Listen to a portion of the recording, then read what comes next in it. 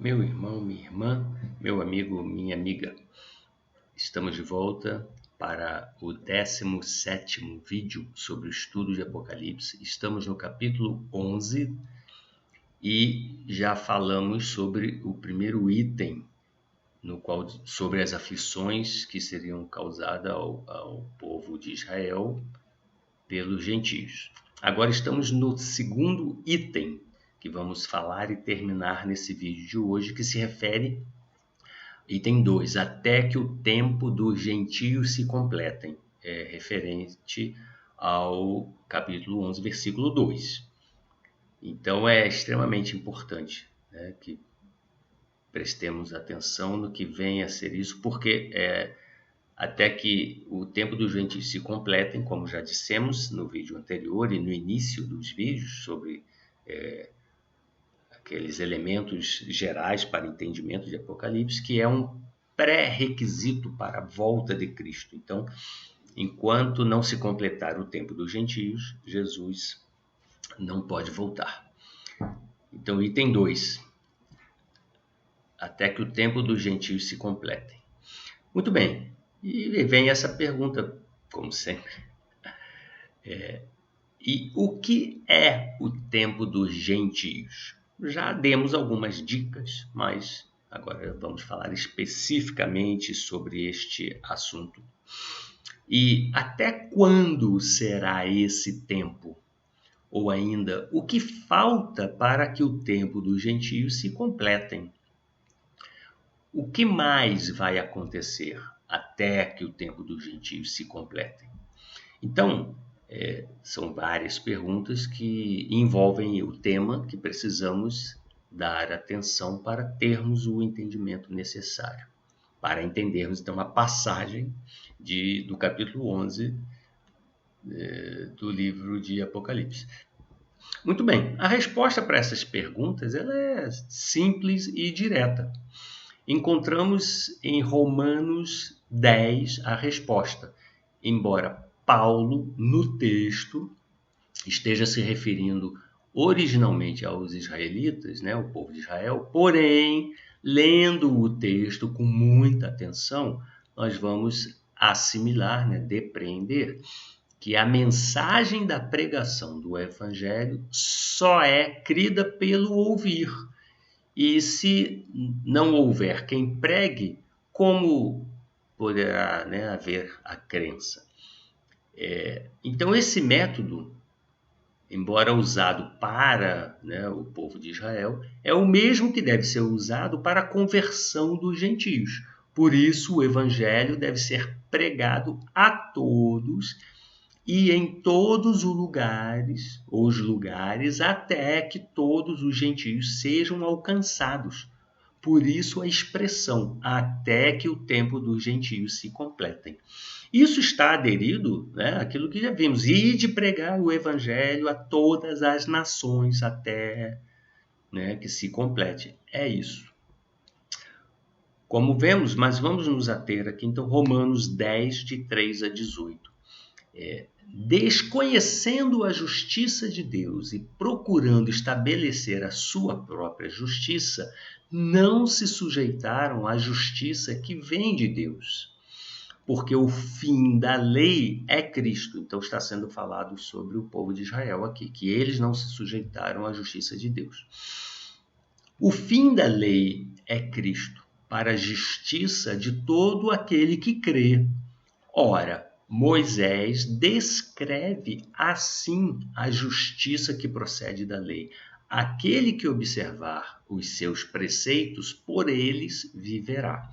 Mas a justiça que procede da fé afirma o seguinte: não pergunte em seu coração quem subirá ao céu, isto é, para trazer Cristo lá do alto, ou quem descerá ao abismo, isto é, para levantar Cristo dentre os mortos. Porém, o que se diz? A palavra está perto de você, na sua boca e no seu coração. Isto é, a palavra da fé que pregamos. Se com a tua boca você confessar Jesus como Senhor e em seu coração crer que Deus o ressuscitou dentre os mortos, você será salvo. Porque com o coração se crê para a justiça e com a boca se confessa para a salvação. Pois a Escritura diz: todo aquele que nele crê não será envergonhado. Porque não há distinção entre judeu e grego, uma vez que o mesmo é o Senhor de todos, rico para com todos os que o invocam. Porque todo aquele que invocar o nome do Senhor será salvo. Então aqui ele diz, então não é tudo, por isso estamos lendo aqui, né? Não é, embora Paulo inicie falando sobre o povo de Israel, ele agora diz aqui, até se refere a uma passagem, que diz que não é só para o judeu, mas é para o judeu e para o grego que todo aquele que invocar o nome do Senhor será salvo. Então isso se aplica aos gentios. Porque todo aquele que invocar o nome do Senhor será salvo. Como, porém, invocarão aquele em quem não creram? E como crerão naquele de quem nada ouviram? E como ouvirão se não há quem pregue? E como pregarão se não forem enviados? Como está escrito: quão formosos são os pés dos que anunciam coisas boas. Mas nem todos obedeceram ao Evangelho, pois Isaías diz: Senhor, quem creu em nossa pregação? E assim a fé vem pelo ouvir, e o ouvir pela palavra de Cristo. Mas pergunto, será que eles não ouviram? É claro que sim. A voz deles se espalhou por toda a terra e as palavras deles alcançaram os confins do mundo. Muito bem. Então, estamos dentro do contexto sobre o que significa até que o tempo dos gentios se complete. Então, a palavra tem que ser pregada a toda a terra, até os confins do mundo. Então, podemos assimilar essa mesma resposta, né, sobre o que significa a plenitude dos gentios, que é a pregação do Evangelho, né, em todas as nações até que o tempo se complete, ou seja, até o fim do mundo, até que todos ouçam, né, sobre o Evangelho. Também está reproduzido a seguir em vários textos, como, por exemplo, Lucas 21, 24. E cairão ao fio da espada, e para todas as nações serão levados cativos, e Jerusalém será pisada pelos gentios, até que o tempo dos gentios se completem. Então, essa é a referência, né, principal sobre que o templo dos gentios sejam completados. Aqui está associado, porque aqui fala, né, Jerusalém será pisada pelos gentios. É a referência em Apocalipse 11, 1 e 2. Então, essa associação, o fato de dizer que será pisada pelos gentios, será pisada até que o tempo dos gentios se complete. Muito bem, ainda temos aqui Romanos 11, 25. Porque não quero, irmãos, que ignoreis este segredo, para que não presumais de vós mesmos, que o endurecimento veio em parte sobre Israel, até que a plenitude dos gentios haja entrado. Então preste atenção, Romanos 11, 25 é muito claro. O povo de Israel, né, está cego temporariamente, cego ou com seu coração endurecido, né, para não ouvir e não entender, consequentemente, não aceitar que Jesus é o Cristo, ou seja, a palavra de Deus. Então, esse endurecimento veio veio em parte, né, o endurecimento sobre Israel, até que haja plenitude dos gentios, ou seja, então o evangelho está sendo pregado em todo o mundo. Então não tem como dizer que o povo de Israel não existe mais, então que não é foco da pregação do evangelho e que não faz parte da igreja de Deus. Inclusive ele diz, para que não ignoreis esse segredo, para que não presumais de vós mesmos. Chega a dar o alerta, né? Não pense que vocês são especiais demais e que agora só vocês existem, né? O evangelho está sendo pregado a vocês e não existe mais ninguém. Não! O povo de Israel continua aguardando. Eles foram endurecidos para que o evangelho seja pregado a nós, né? Os últimos se tornem os primeiros, mas os primeiros voltaram a ser os últimos. Ora, então o evangelho voltará a ser pregado e aceito para um remanescente, que já falamos que é um dos motivos, não é pré-requisito, é um dos motivos para a volta de Jesus Cristo, para que na volta de Jesus haja a conversão do remanescente do povo de Israel. Vamos seguir, então, ainda outra referência, Salmo 18, 43, ou seja, referência para que, né, haja conversão dos gentios, até que ela se complete para que possa haver a conversão do povo de Israel. Lembre-se do que também, né, está dito, todos ficaram debaixo da desobediência, para que depois todos fiquem debaixo da misericórdia de Deus, né? Pela conversão, tanto dos gentios como depois a conversão do remanescente de Israel.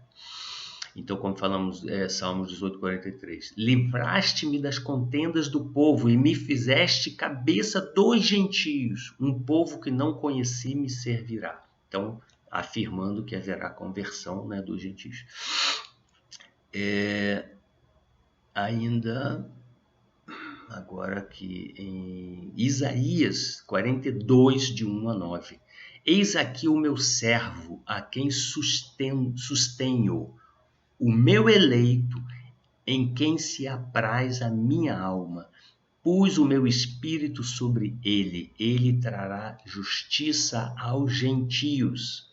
Não clamará, não se exaltará, nem fará ouvir a sua voz na praça. Está falando uma profecia sobre o Messias, sobre Jesus Cristo. A cana trilhada não quebrará, nem apagará o pavio que fumega. Com verdade trará justiça. Não faltará, nem será quebrantado, até que ponha na terra a justiça e as ilhas aguardarão a sua lei. Assim diz Deus, o Senhor que criou os céus e os estendeu, e espraiou a terra e a tudo quanto produz, que dá a respiração ao povo que nela está e o espírito aos que andam nela.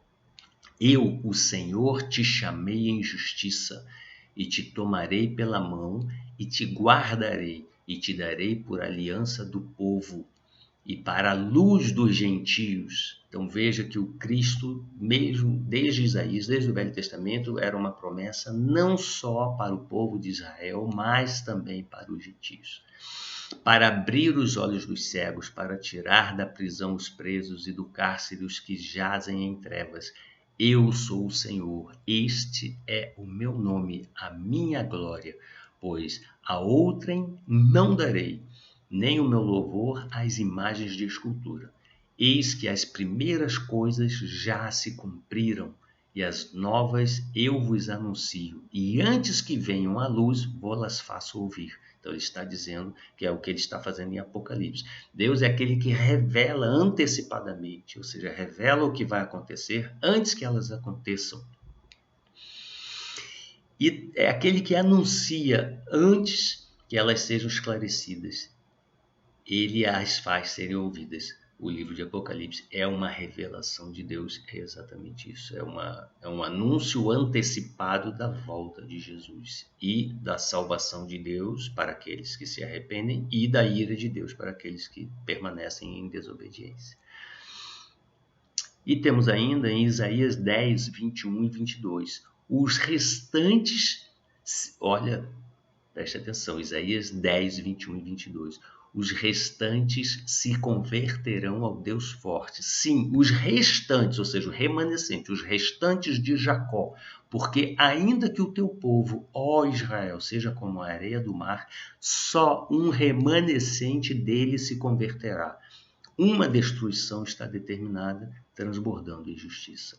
Ou seja, só o remanescente. Então haverá conversão dos gentios até a plenitude, né? Ou seja, até que se complete o anúncio da pregação do evangelho em todo o mundo.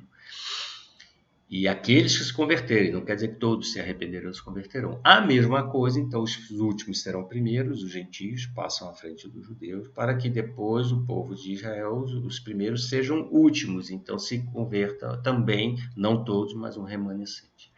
Ok. Na referência a seguir do profeta Isaías, temos uma declaração tremenda, né? Bombástica e fantástica da parte de Deus, ou seja, é a revelação de mais um dos mistérios que estão guardados na palavra de Deus, pois mostra e confirma que Jesus Cristo realmente é o poder de Deus para a salvação de todo aquele que nele crê.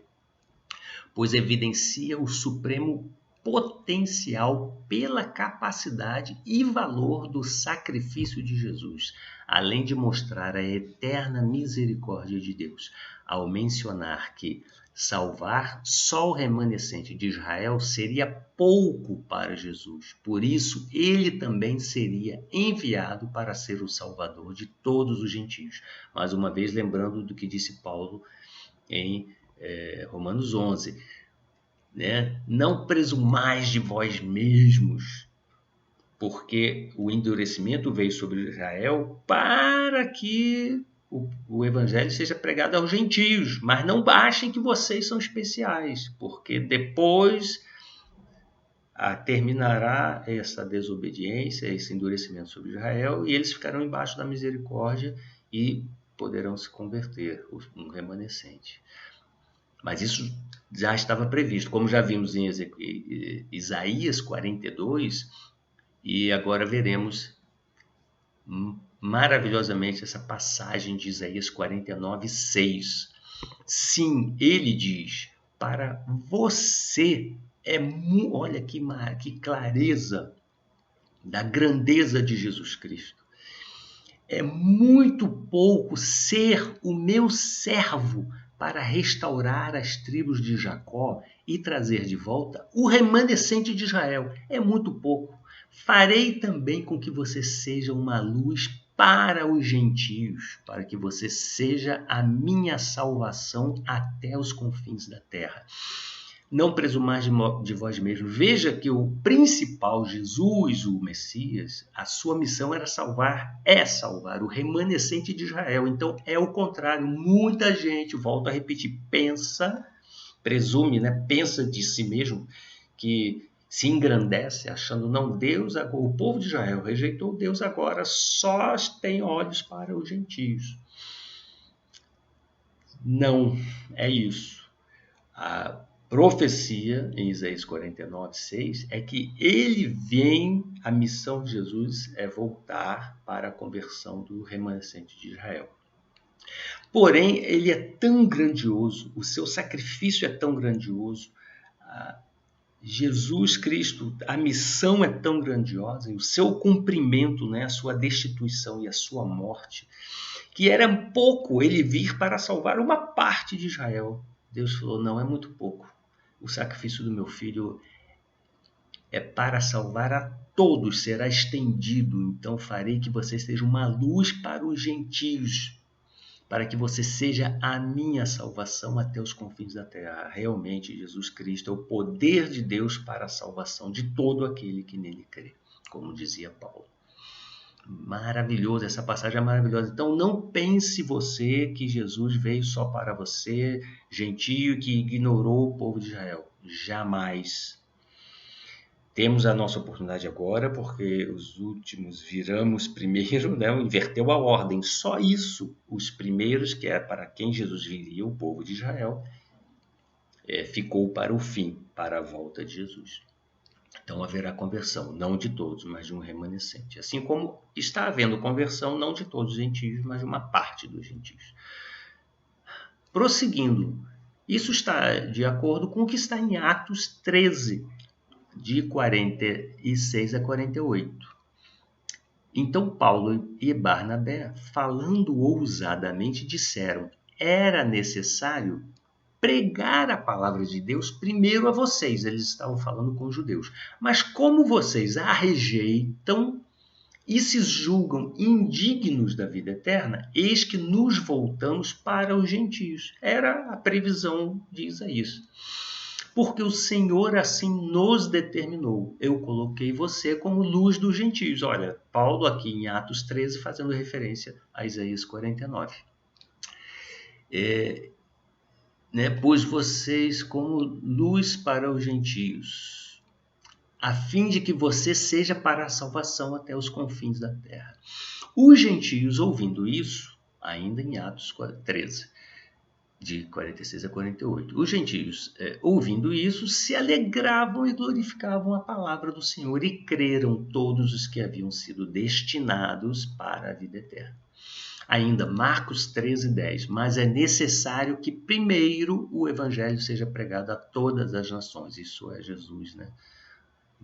Determinando que os discípulos fossem, uma vez que ele havia pregado para os judeus e havia sido rejeitado, ele agora diz, não, agora então vocês vão e preguem o evangelho a todas as nações. Mateus 24:14. E vejam, olha como tudo está conectado. Mateus 24:14, quando Jesus fala do fim dos tempos. E será pregado este evangelho do reino por todo o mundo, para testemunho a todas as nações.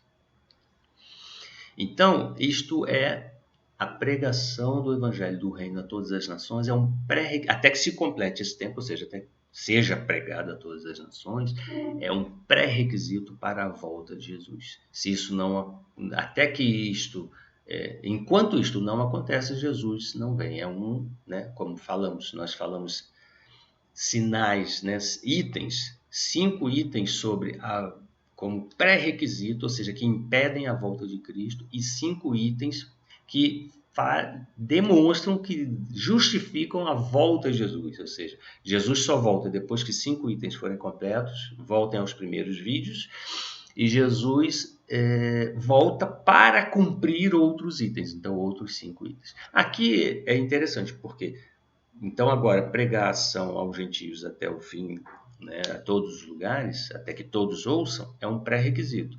Mas a volta de Jesus é necessária para a conversão do remanescente de Israel. Muito interessante. Muito bem.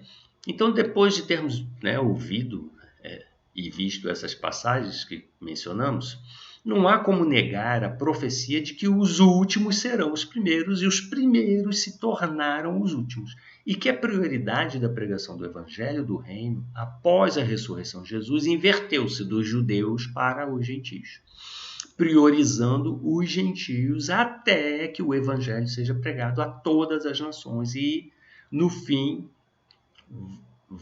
Jesus volta para a conversão dos judeus, onde apenas o remanescente de Israel será salvo.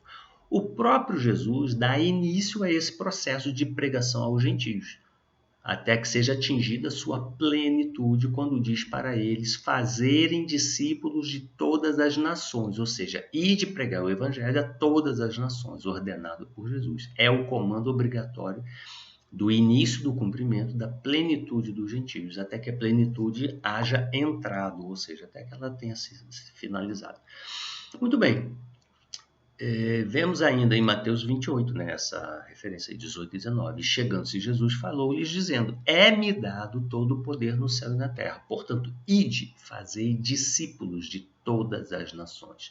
E no texto de Apocalipse, encontramos referência ao processo final de pregação do Evangelho, para finalizar a abrangência total dos gentios em toda a terra, e assim completar a plenitude dos gentios, ou seja, né, completar o tempo em que a plenitude, ou seja, a plenitude é a totalidade dos gentios, ouçam a pregação do Evangelho. Temos ainda no texto as dicas de arrependimento e de conversão para os que quiserem ficar livres da ira de Deus, que é temer a Deus e dar glória a Ele. Isso nós encontramos, já adiantando, né, nós voltaremos lá, Apocalipse 14, 6 e 7. E vi outro anjo voar pelo meio do céu, e tinha o evangelho eterno para o proclamar aos que habitam sobre a terra, e a toda a nação, e tribo, e língua, e povo, dizendo com voz forte, temam a Deus e deem glória a Ele, pois é chegada a hora em que Ele vai julgar, e adorem aquele que fez o céu e a terra, o mar e as fontes das águas. Então veja que interessante, que mostra exatamente que vai chegar uma hora que, bom, então vamos aqui fechar vamos fechar essa questão. Então a forma deles dizer isso está em Apocalipse 14, 6. Vinha um anjo que tem o evangelho eterno para proclamar sobre toda a terra, toda a nação e tribo e língua e povo. Ou seja, todos foram atingidos? Sim. Então, ok, próximo passo, Jesus pode vir. Muito bem. Essa dica, aí agora então uma coisa importante, né? Porque ele menciona aqui, né? sobre ficar livre, né, da ira de Deus, né? Então é necessário entender, como já dissemos aqui várias vezes, voltamos a repetir. Às vezes as pessoas ouvem e falam: caramba, então na volta a Jesus será cumprida a ira de Deus e do Cordeiro, como está escrito com todas as letras, né? Já citamos essa passagem aqui, que é o sexto selo, né? Isso é mencionado. E o final do sexto selo. Muita gente então fica com medo, né? Eu conheço pessoas que não leem o livro de Apocalipse porque falam: não, lá só fala em destruição, guerra, morte, o fim, a ira. Não gosto desse tema. Aí diz, né? Aí confunde tudo. Nós estamos aqui, né? Estamos nesse estudo, chegando ao esclarecimento para ter o entendimento. As pessoas confundem, então acham que Deus é um Deus de ira e que ele vai vir. Nós já vimos primeiro. Deus não é um Deus de ira, Deus é um Deus de amor. E, na verdade, foi o homem que, pecando, se afastou, desobedeceu a Deus e se afastou de Deus, atraindo a ira de Deus pela sua desobediência. O próprio homem se engana, criando raciocínios, né, explicando a sua injustiça e querendo colocar a sua injustiça à frente da justiça de Deus. Deus deu uma segurada e falou: não vou, enfim, depois voltamos a isso, mas, né, deu uma segurada e falou: não, para ser justo, eu não vou fazer desolações e destruições. Vamos fazer o seguinte: a vida vai ocorrendo, então as desgraças vão acontecer sobre todos, né, doenças, mortes, sobre todos, e no final, então, eu julgarei conforme as obras de cada um. Então, né, será o dia do julgamento. Antes disso, aqueles que ao longo desse tempo estão crendo, se convertendo e andando em obediência a Deus, a Jesus, né, mantendo a sua fé e obedecendo a sua palavra, esses afastam a ira de Deus e atraem para si a paz e a reconciliação com Deus, e com isso a vida eterna e a salvação. Mantendo essa confissão, mantendo essa fé e mantendo essa obediência até a volta de Cristo, está garantida a sua salvação, porque, como diz, né, a esperança da salvação está na consumação quando Jesus voltar. Muito bem, então como faço, só para frisar? Então existe alegria e tristeza. Alegria, que é os que estão obedientes e voltados para Deus e vivem conforme a sua vontade, desejam a volta de Jesus. Não tem nenhum problema, haverá o nosso encontro com Jesus e com Deus. Porém, aqueles que estão em desobediência, esses têm o que temer, porque afastados estão, né, da vontade de Deus e sobre si atraem a ira de Deus pelo seu comportamento, não por causa de Deus. Mas Deus é misericordioso porque dá em todo esse tempo a oportunidade das pessoas se converterem. Então fica a dica para ser livre, ficar livre da ira de Deus. Vamos aqui, então, citar um texto de Paulo em Efésios 5, de 1 a 20, em que Paulo diz assim: portanto, sejam imitadores de Deus como filhos amados e vivam em amor, como também Cristo nos amou e se entregou por nós, como oferta e sacrifício de aroma agradável a Deus. Que a imoralidade sexual e toda impureza ou avareza não sejam nem sequer mencionadas entre vocês, como convém a santos. Não usem linguagem grosseira, não digam coisas tolas nem indecentes, pois isso não convém. Pelo contrário, digam palavras de ação de graças. Fiquem sabendo disto: nenhuma pessoa imoral, impura ou avarenta, porque a avareza é idolatria, tem herança no reino de Cristo e de Deus. Não se deixem enganar com palavras vazias, porque a ira de Deus vem sobre os filhos da desobediência por causa dessas coisas. Portanto, não participem daquilo que eles fazem, porque no passado vocês eram trevas, mas agora são luz no Senhor. Vivam como filhos da luz. Porque o fruto da luz consiste em toda bondade, justiça e verdade, tratando de descobrir o que é agradável ao Senhor. E não sejam cúmplices nas obras infrutíferas das trevas. Pelo contrário, tratem de reprová-las, pois aquilo que eles fazem em segredo é vergonhoso até mencionar.